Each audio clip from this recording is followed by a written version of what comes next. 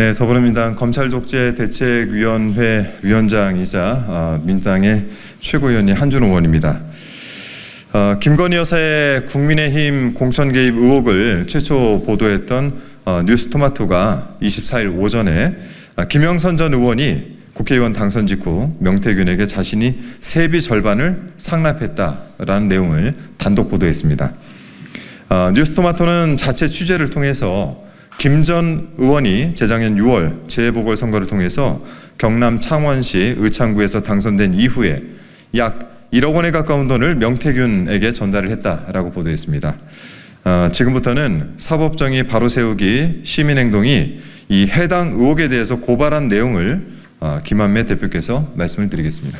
윤석열 정권은 시작부터 부정청탁과 선거 개입인가, 대통령 부부의 국민의힘 공천 개입 강력히 규탄한다. 공수처는 살아있는 권력에 대한 성역 없는 수사라는 공허한 말만 반복 말고 대통령 부부 혐의 즉각 수사하라. 2022년 6월 1일 제8회 전국 동시지방선거 및 7개의 지역구에서 국회의원 재보궐선거가 있었습니다. 경남도지사로 출마한 박완수 전 국민의힘 의원의 지역구인 경남 창원 의창 선거구 역시 재보궐선거가 치러졌고 국민의힘은 김영선 전 새누리당 의원을 공천했습니다. 그런데 당시 수도권이 지역구 고향 일산인 전직 국회의원 신분으로서 창원 의창에 아무런 연고가 없던 김영선을 국민의힘 후보로 공천하는 과정에서 명태균이라는 정치 브로커의 청탁을 받아 윤석열 대통령 당선인 부부가 부당한 영향력을 행사했다는 취지의 의혹이 뉴스토마토를 통해 보도됐습니다. 2020년 5월 9일 명태균과 지인 모 씨 간에 이루어진 뉴스토마토가 공개한 전화통화 녹음 파일에 따르면 명태균은 선거 이후 김영실 의원실 직원이 된 모 씨에게 자신이 직접 김영선의 재보궐선거 공천을 위해 윤석열 대통령 부부와 각각 통화했다고 말합니다.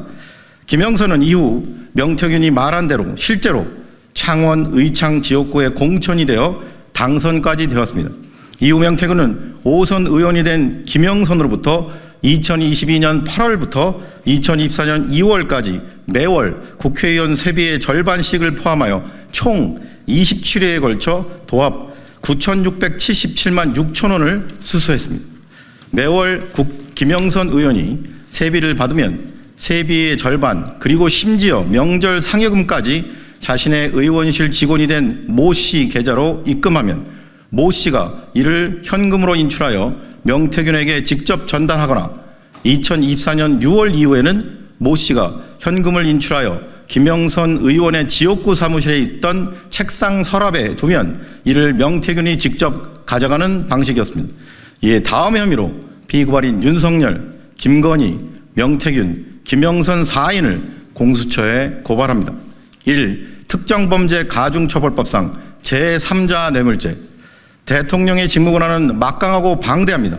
하지만 아무리 대통령이라 하더라도 국민이 부여한 대통령의 직무권한은 헌법과 관계법령에 의해 민주적 통제를 받는 것이 헌법 정신이며 국정운영의 기본 원칙입니다. 대통령 역시 엄연히 국가공무원의 한 사람이자 국가공무원으로서 국가와 국민에 대하여 봉사하는 자세로 자신의 직무권한을 절제하여 행사해야 합니다. 대통령 당선인 역시 관계법령에 따라서 자신의 직무권한을 통제받습니다. 그런데 피고발인 윤석열은 대통령 및 대통령 당선인이라는 막중한 자리에서 자신의 배우자인 김건희와 함께 2022년 국회의원 재보궐선거를 앞두고 전 새누리당 의원인 김영선의 창원 의창 지역구 공천과 관련하여 김영선의 대리인이자 자신들과 특수관계였던 정치 브로커 명태균으로부터 부정한 사적 청탁을 받아 자신들의 지위를 이용하여 그 부정한 청탁을 실행하고 그 대가로 명태균이 도합 1억 원에 가까운 뇌물성 자금을 김영선으로부터 사후적으로 수수하게 한 혐의가 있습니다. 이는 전 공무원의 모범이 되어야 할 대통령이 스스로 공직기강을 파괴하는 일이며 사실상의 매관매직 행위에 대통령 부부가 개입하는 심대한 공무원 범죄입니다.